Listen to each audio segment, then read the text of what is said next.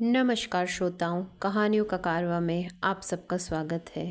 मैं बिंदु साधु आज आप लोगों के लिए भीष्म साहनी जी की एक कहानी साग मीट लेके आई हूँ। साग मीट बनाना क्या मुश्किल काम है? आज शाम खाना यहीं खा के जाओ, मैं तुम्हारे सामने बनाऊंगी। सीख भी लेना और खा भी लेना। रुकोगी ना? इन्हें साग मीट बहुत पसंद है। जब कभी दोस्त खाना करते हैं तो साग मीट ज़रूर बनाते हैं। हाय, साग मीट तो जग्गा बनाता था। वह होता तो मैं उससे साग मीट बनवा कर तुम्हें खिलाती। उसके हाथ में बड़ा रस था। वह उसमें घी डालता, लहसुन डालता, जाने क्या क्या डालता। बड़े शौक से बनाता था। मेरे तो 3-3 डिब्बे घी के महीने में निकल जाते थे। नौकरों के लिए डालडा रखा हुआ है, पर कौन जाने मुँहे हमें डालडा खिलाते हों और खुद अच्छा घी हड़प जाते हों। आज के ज़माने में किसी का एतबार नहीं किया जा सकता। मैं ताले तो नहीं लगा सकती, मुझसे ताले नहीं लगते। मैं कहती हूँ खाते हैं तो खाएं, कितना खा लेंगे। मुझसे अपनी जान नहीं संभाली जाती, अब ताले कौन लगाए। ये मथुरा 7 रोटियां सवेरे और 7 रोटियां गिन कर शाम को खाता है। बीच में से 2 बार चाय भी चाहिए, और घर में जो मिठाई हो वह भी इसे दो। पर मैं कहती हूँ टिका हुआ है तो आजकल किसी नौकर का भरोसा थोड़ी ही है। किसी वक्त भी उठकर कह दे मैं जा रहा हूँ। ये भी मुझे यही कहते हैं, कुत्ते के मुंह में हड्डी दिए रहो नहीं तो भौंकेगा। 70 रुपये पर इसे रखा था, अब 100 लेता है। फिर भी इसके तेवर चढ़े रहते हैं। पर जग्गा बड़ा नेक आदमी था, बड़ा नमक हलाल। वह नौकर थोड़ी ही था, वह तो घर का आदमी था। वह इन्हें बहुत मानता था। एक बार ये कुछ कह दे तो मजाल वह पूरा न करे। बड़ा वफादार था। ये भी तो नौकर को नौकर नहीं समझते, घर का आदमी ही समझते हैं। जब कभी 150 की उसे ज़रूरत होती, झट से निकाल के दे देते। कहीं कोई लिखत नहीं, कोई हिसाब नहीं। जग्गा बीवी ब्याह कर लाया तो 2 जोड़े और एक गर्म कोट सिलवा कर दिया। मैं इनसे कहूँ जी क्यों पैसे लुटाते हो, नौकर किसी के अपने नहीं होते। इसी को 5 रुपये कहीं से ज़्यादा मिल गए तो वह पीठ फेर लेगा। ये कहते तू अपना काम देख, पानी निकालने से कुएं खाली नहीं होते। ये हमें साग मीट खिलाता है, मुझसे जो मांगेगा दूंगा। इस जैसा बावर्ची तो शहर भर में नहीं होगा। मुझे वह दिन याद है जब जग्गे को लेकर आए थे। बाहर से ही आवाज़ लगी, ले सुमित्रा, तेरे लिए नौकर लाया हूँ। तब भी ये मुझसे कहे इसे चाय के साथ खाने के लिए ज़रूर कुछ दे दिया कर। एक मठरी ज़्यादा दे देने से तेरा नुकसान नहीं होगा। इसे घर से मोह पड़ जाएगा तो वर्षों तक बना रहेगा तेरे साथ, तेरा सारा काम कर दिया करेगा। और जग्गा भी ऐसा जिससे जंगल से हिरण पकड़ कर लाए हो। बड़ी बड़ी उसकी आंखें, हिरन की तरह हैरान सा देखता रहता। वही बात, जग्गे को मोह हो गया। पर ये छोटी उम्र में होता है। बड़े बड़े मुस्टंडे नौकर जो सड़कों पर घूमते हैं, इन्हें क्या मोह होगा। बच्चे कोमल होते हैं, जैसा सिखाओगे सीख जाते हैं। जानवर सीख जाते हैं तो ये क्यों नहीं सीखेंगे। इन्हें बस करने के बड़े ढंग आते हैं। तुम्हें जैकी याद है ना? हाय, मुझे जैकी भूल गया। जैकी कुत्ता जिसे ये एक दोस्त के घर से उठा लाए थे, सभी पर भौंकता फिरता। पर इन्होंने उसे ऐसा हाथ में लिया कि इन्हीं के कदमों के चक्कर काटता फिरता। उससे भी ऐसा ही मोह पड़ गया था इनके साथ। मैं तुम्हें क्या बताऊं, दफ्तर से इनके लौटने का वक्त होता तो जैकी के कान खड़े हो जाते। सारा वक्त दसियों मोटरें दौड़ती रहती, पर जिस वक्त इनकी मोटर आती तो इसे झट से पता चल जाता और भागकर बाहर जाता, सीधे गेट पर जाकर पहुंच जाता। वहीं पर एक दिन अपनी ही गाड़ी के नीचे कुचल गया। ये मोह बहुत बुरी चीज़ है। ये कांटे कहाँ से बनवाए, बड़े खूबसूरत है। हीरे कितने के आए, सच्चे हैं ना? आजकल हर चीज़ को आग लगी हुई है। मैंने ये नाक की लौंग बनवाई, इतना छोटा सा हीरा इसमें लगा है, पर पूरे 700 खुल गए। अब तो मुझे पहनने से ही डर लगता है। जब जग्गा था तो मेरी जेवरों की पिटारी भी बाहर ही पड़ी रहती थी। कभी 2 पैसे भी इधर उधर नहीं हुए। ऐसी भुलक्कड़ हूँ, कभी चेन गुसल खाने में रह जाती है, कभी तिपाई पर रह जाती है। जगह उठा कर दे देता, पर अब तो ऐसे नौकर आए, अरे राम, मेरे सारे जेवर उठाकर बैंक में रख दिए। मथुरा ने पहले एक नौकर था, मनसा नाम था, ऊपर से बड़ा शरीफ, लगता उसके मुंह में जबान ही नहीं है। पर एक दिन मैं पिछवाड़े की तरफ से घर आ रही थी तो क्या देखती हूँ, मनसा छत पर खड़ा है और गली में खड़े आदमी को ऊपर से एक एक करके कपड़े फेंक रहा है। मुझे देखते ही दोनों चंपत हो गए। मनसा गली में कूद गया और वहीं से भाग गया। आजकल नौकर रखने का ज़माना नहीं है। मैं तो घर से बाहर भी जाऊं तो डर लगा रहता है, पीछे नौकर कहीं घर की सफाई न कर जाए। जग्गा था तो मुझे कोई चिंता नहीं थी, वह हाथ का बड़ा साफ था। तू कुछ खा भी ना, तू तो कुछ भी नहीं ले रही। गर्म चाय मंगवाऊं? इसे छोड़ दे, ये ठंडी पड़ गई होगी। ये केक का टुकड़ा ले, बाजारी है पर बहुत अच्छा है। केक तो बनाती है कमला की सास, एक से एक बढ़िया। कभी उसमें चॉकलेट डालती है, कभी कुछ कभी कुछ। वेगर से लेने जाओ तो केक मुँह 18 रुपये में बेचते हैं। कमला की सास 5 रुपये में बनाती है, बीच में अंडे भी, दूध चीनी भी, किशमिश और बादाम भी, जाने क्या क्या। मुझसे अपनी जान नहीं संभाली जाती, मैं क्या करूँगी। केक जग्गा भी बहुत अच्छा बनाता था, पर उसकी किस्मत खोटी थी, नहीं तो आज तुम्हें उसी के हाथ का बना केक खिलाती। हर तीसरे चौथे दिन केक बनाता था, पर खुद कभी नहीं खाता। मैं उससे कहूँ तू भी एक टुकड़ा खा ले, पर नहीं। वह कहता, बीबी जी यहाँ केक खाऊंगा तो बाहर मुझे केक कौन देगा। किसे मालूम था कि वह यूँ चला जाएगा। मैं तो अब भी कहती हूँ, बक देता तो बच जाता, पर अपनी अपनी किस्मत है, कोई क्या करे।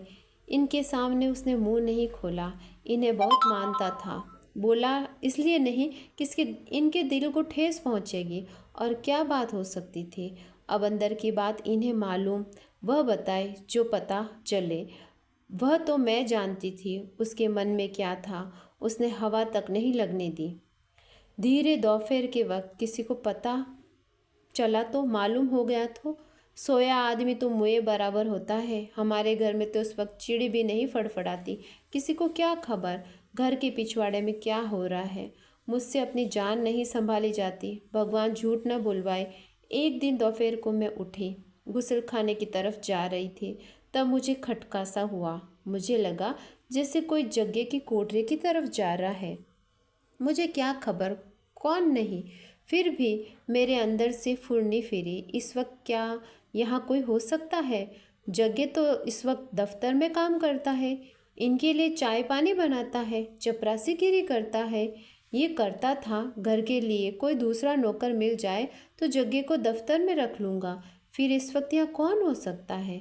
मैंने खिड़की से झांक कर देखा। हाय, ये तो विक्की है, मेरा देवर। काला सूट पहने दबे पांव चला जा रहा है और सीधा जग्गे की कोठरी में क्या करने गया। फिर मैंने सोचा किसी काम से आया होगा, पर जग्गे की कोठरी में उसका क्या काम, और यहाँ इतने दबे पांव क्यों जा रहा है। मन में आया उसी से जाकर पूछूं, पर मुझसे मेरी जान नहीं संभाली जाती। मैं लौटकर फिर पलंग पर पड़ गई, पर ध्यान मेरा बार बार उसी ओर जाए। भले मानुस घरों में ऐसे काम नहीं करते। जो ऐसे काम करने हैं तो शादी क्यों नहीं कर लेता, किसी का घर क्यों खराब करता है। तुमने जग्गे के घर वाले को देखा कि नहीं। बड़ी भोली सी लड़की, गोरी इतनी कि हाथ लगाओ तो मेली होती। ये कलमुहा किसी बहाने दफ्तर से भाग आता और उसकी कोठरी में घुस जाता। उस दिन मेरी नज़र पड़ गई। अलसी सी गांव की लड़की सहमी सहमी सी इस चंट के आगे क्या बोलती। धीरे बोल, इनके घर में बदचलनी बहुत है। यही एक शरीफ है। इनके चाचा ने भी दो दो रखेले रखी हुई थी। इनकी चाची बुढ़िया दोपहर को अपने नौकर से पाँव दबवाती थी। मैंने खुद देखा है। खाना खाने के बाद अपने कमरे में घुस जाती और पीछे पीछे मुस्टंडा शंकर पहुंच जाता। अब ऐसी बातें छिपती तो नहीं है। एक दिन जग्गे ने भी देख लिया। इन्होंने थर्मस मंगवाने के लिए जग्गे को घर पर भेजा। मैंने उसे थर्मस दी और वह अपनी कोठरी की तरफ चला गया। अचानक मैंने खिड़की के बाहर झांक कर देखा। विक्की वही काला सूट पहने जग्गे की कोठरी से बाहर निकल रहा था। विक्की बाबू, जग्गे ने कहा, और फिर उसका मुंह जैसे बंद हो गया।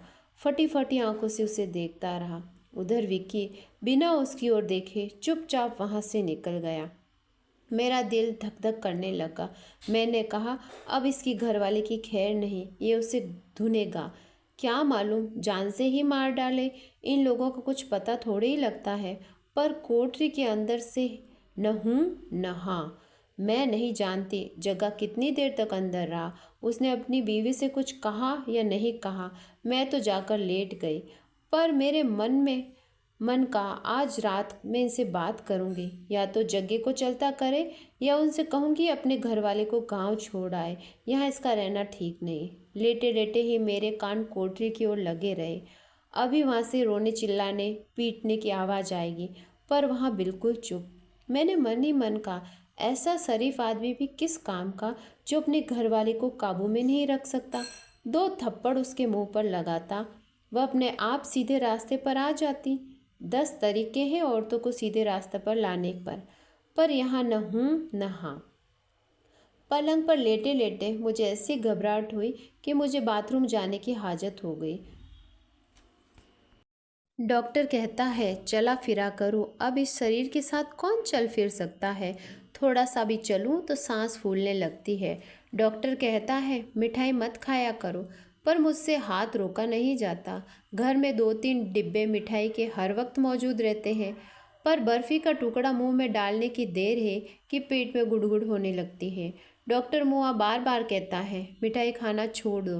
पर एक टुकड़ा भी मुंह में न डालूं तो फिर मुझे बैठे बैठे ही ठीक नहीं लगता। न मेरी मिठाई बंद करो न मुझे घूमने को कहो।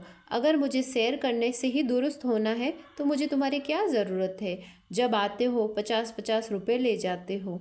हम तुम्हें इतने पैसे भी दें फिर तुम ठीक भी न कर सको। और फिर फीस किस बात की लेते हो।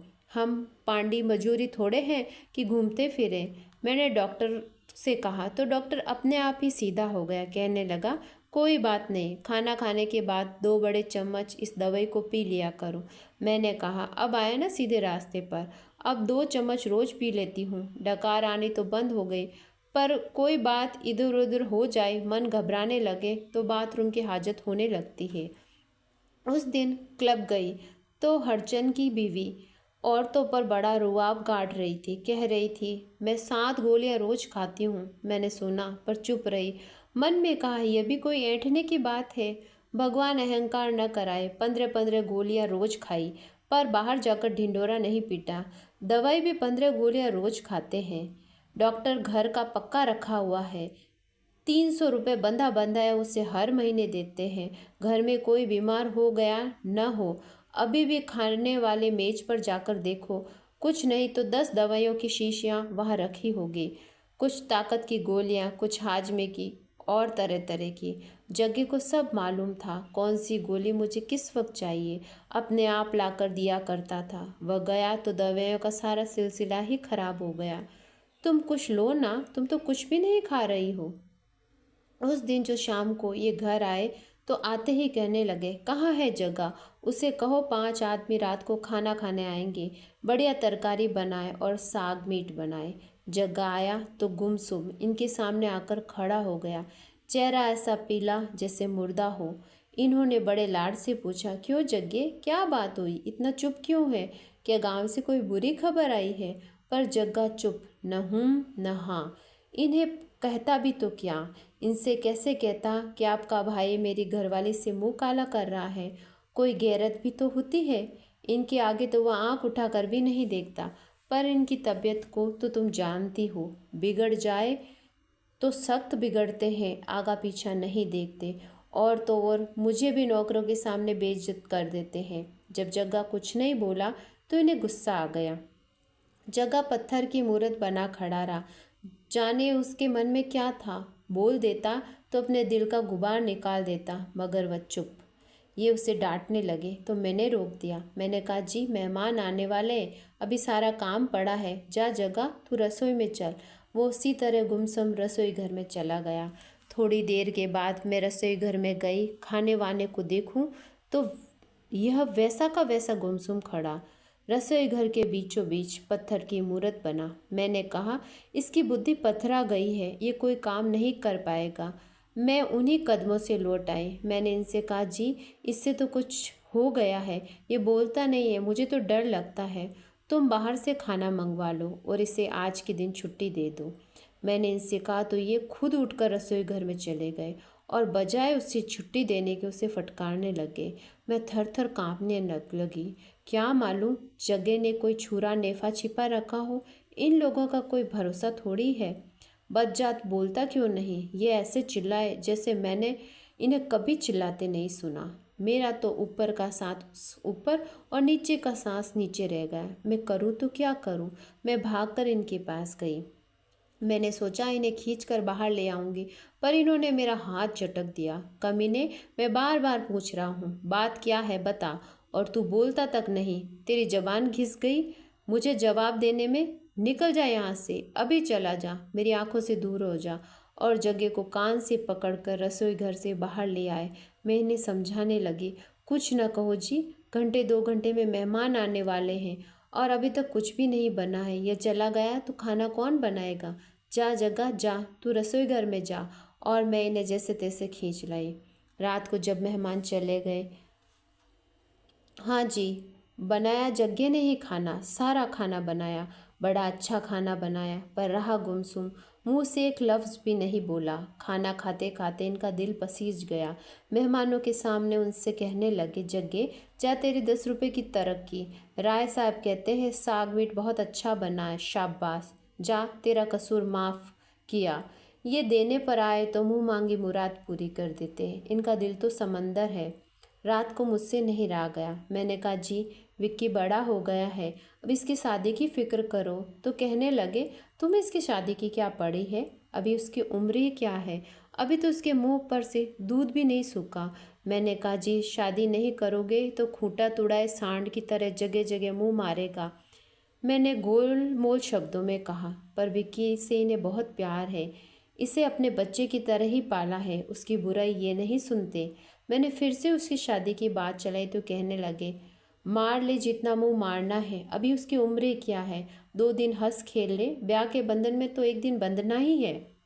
मैंने कहा, जी, जवान लड़का है, गलत रास्ते पर पड़ सकता है, इसका तो जितनी जल्दी हो ब्याह कर दो। इस पर कहने लगे, अभी तो इसने पढ़ाई ही पूरी नहीं की, कुछ नहीं तो 30-40 हज़ार इसकी पढ़ाई पर खर्च कर चुका हूँ। इसकी शादी करूँगा तो कम से कम ये रकम तो वसूल हो, और अभी इससे बीए पास भी नहीं किया है। मर्द लोग बड़े समझदार होते हैं, इन्हें तो 10 बातों का ध्यान रहता है। अब मैं और आगे क्या कहती। मैंने इतना भर कहा, आप इसके कान खींचा कीजिए, जवानी बड़ी मस्तानी होती, इस पर ये बिगड़ गए। तुम्हें कुछ मालूम है क्या, बोलती क्यों नहीं हो। ये इतनी रुखाई से बोले कि मैं चुप हो गई। मैंने सोचा फिर कभी मौका मिलेगा तो बात करूँगी, इन्हें आराम से समझाऊंगी, पर मुझे क्या मालूम था दूसरे ही दिन गुल खिलने वाला है। दूसरे दिन सुबह यही 8-8:30 बजे का वक्त था। मैं पिछले बरामदे में बैठी बाल सुखा रही थी। वहाँ धूप अच्छी पड़ती है। मैंने सोचा बाल सूख जाएं तो उन्हें काला करूँगी। जग्गे की घरवाली बड़े संवार कर मेरे बाल बनाती हैं। मैंने सोचा बाल सूख जाए तो उसे बुला लूँगी। यही 8-8:30 का वक्त होगा। उसी वक्त फ्रंटियर मेल आती है। घर के पिछवाड़े थोड़ी दूर पर रेल लाइन है। अगर गाड़ियों को सिग्नल नहीं मिले तो यहाँ पर रुक जाती है, फिर धीरे धीरे आगे बढ़ती है। पर फ्रंटियर मेल यहाँ नहीं रुकती। वही एक गाड़ी है जो यहाँ खड़ी नहीं होती। जग्गे ने पहले से ही सब कुछ सोच रखा होगा। उधर से गाड़ी आई तो जग्गा अपनी कोठरी से निकला। मैंने कहा, जग्गे, सुरस्ता को मेरे पास भेज दे, पर मुझे लगा जैसे उसने सुना ही नहीं। वह भागकर पिछवाड़े की दीवार फांद गया और रेलवे लाइन की ढलान चढ़ने लगा। ये सब पलक मारते ही हो गया। उसने मुड़कर पीछे देखा भी नहीं। मेरी भी अक्ल मारी गई थी। मुझे सूझा ही नहीं वह क्यों भागा जा रहा है। मैंने सोचा किसी काम से जा रहा होगा। गाड़ी का तो मुझे ख्याल ही नहीं आया, वरना मैं उसे रोक नहीं लेती। ढलान चढ़ने के बाद मैंने नहीं देखा कि वह कहाँ गया, किस तरफ गया। झूठ क्यों बोलूँ, शाम का वक्त है। बस फिर मुझे नज़र नहीं आया। मुझे तो खटका तब भी नहीं हुआ। तब गाड़ी धम धम करती आई और कुछ देर के बाद पहिए घसीट कर रुक गई। पहिए घसीटने की आवाज़ आई है ना, जैसे किसी ने चेन खींची हो, पर मैंने ख्याल ही नहीं किया। ये रोज़ गाड़ियाँ रुकती है। मैंने सोचा किसी ने चेन खींची होगी। थोड़ी देर के बाद माली भागा भागा आया। कहने लगा कोई हादसा हो गया है, और वह भी पिछवाड़े की दीवार फांद कर ढलान चढ़ने लगा। मुझे फिर भी शक नहीं हुआ। थोड़ी देर के बाद पड़ोस वाले नौकर ने चिल्ला कर कहा, जग्गा मारा गया, जग्गा गाड़ी के नीचे कुचल गया। मेरा दिल बुरी तरीके से धक धक करने लगा। उसी के साथ उन्स भी था। वह तो जैसे घर का आदमी था, कोई पराया थोड़े ही था। ये तो उसके साथ बेटे जैसा सुलूक करते थे। वह भी इन्हें बाप की तरह ही मानता था। यही चीज़ उसे अंदर ही अंदर खा गई। मैं तो अब भी कहती हूँ, अगर जग्गा बोल पड़ता तो बच जाता। ये ज़रूर कोई न कोई रास्ता ढूंढ निकालते। ये सब तरकीबें जानते हैं, बड़े समझदार हैं, पर वह बोला ही नहीं। वह दिन तो ऐसा बुरा बीता, ऐसा बुरा बीता कि क्या बताऊँ। बार बार टेलीफोन आए, 3 बार तो पुलिस इंस्पेक्टर आया, बार बार इन्हें बुलाया, बार बार कोठरी में झांक कर देखा। अंदर बैठी थी वह कुलक्षणी। मौका देखने के बहाने इंस्पेक्टर बार बार अंदर जाए। मर्द तो भेड़िए की तरह औरत को घूरते हैं ना। और वह अंदर बेहोश पड़ी थी। उसे बार बार गश आ रहे थे। अब मैं किस काम की, मुझसे अपनी जान नहीं संभाली जाती। 2-1 बार मन में आया कि जाऊं, सुरस्ता को देख आऊं, पर इन्होंने मना कर दिया। ये कहने लगे फौजदारी का मामला है, इससे दूर ही रहो। जब तक पुलिस अपनी कार्रवाई न कर ले, कोठरी में कदम नहीं रखना। मर्द समझदार होते हैं ना, इन्होंने दुनिया देखी होती है। पुलिस ने इनसे पूछा तो इन्होंने कहा वह पिछले दिन से ही पगलाया पगलाया सा लग रहा था। मियाँ बीवी के आपस में कोई बात हुई होगी तो हम नहीं जानते।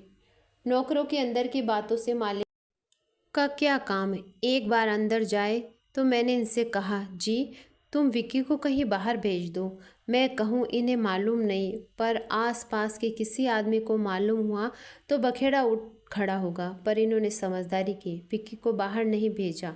मर्द लोग समझदार होते हैं। विक्की लापता हो जाता तो पुलिस को शक पड़ सकता था ना। एक मटरी और लो, लो ना। तुमने तो कुछ नहीं खाया, खाओगी तो सेहत बनी रहेगी। बस मोटियाना नहीं, मेरी तरह मोटी नहीं होना। मोटी ते किसी काम की नहीं। तुम आ गई ना तो घंटा आधा घंटा मन बहल गया। कभी कभी आ जाया करो ना। तुम दूर तो हो रहती नहीं हो, कहो तो मोटर भेज दिया करो। अकेले में तो घर भाए भाए करता है। ये तो दफ्तर से आते हैं तो सीधे ब्रिज खेलने चले जाते हैं। जब तक 3-4 घंटे ब्रिज न खेले इन्हें चैन नहीं मिलता। ये ताश तो मेरी सौतन आई है। इस घर में जब से ब्याह कर आई हूँ ये मेरा पीछा नहीं छोड़ती।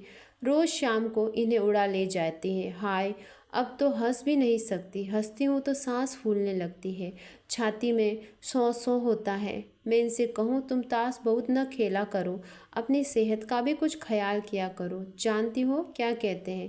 कहने लगे इसी ताश के तुफेल से तो मेरे 10 काम संवरते हैं। पुलिस का बड़ा अफसर ताश का साथी था, तभी जग्गे का बड़ा मामला रफा दफा हो गया। वरना घर में कोई खुदकुशी करे तो पुलिस वाले क्या घर वालों को परेशान नहीं करेंगे? मैंने कहा ठीक है, मर्द लोग जानते हैं, हम क्या जाने।